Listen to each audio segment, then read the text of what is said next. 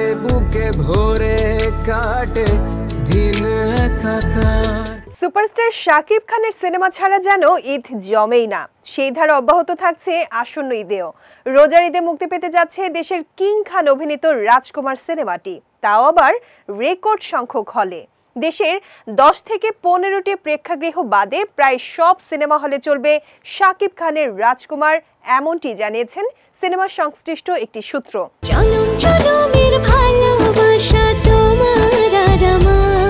তাছাড়া একই সঙ্গে দেশের বাইরেও মুক্তি পাবে বলে নিশ্চিত করেছেন সিনেমাটির প্রযোজক আরশাদ আদনান।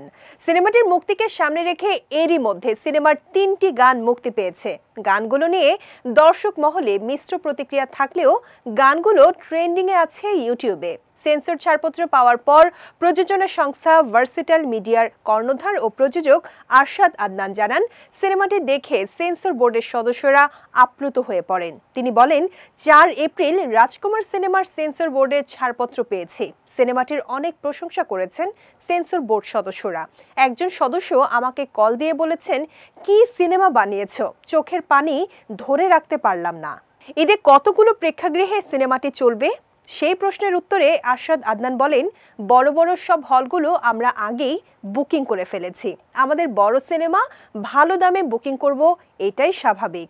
একমাত্র ওয়ালটন এসি দিচ্ছে 1 বছরের রিপ্লেসমেন্ট গ্যারান্টি এবং কম্প্রেসরের 10 বছরের গ্যারান্টি।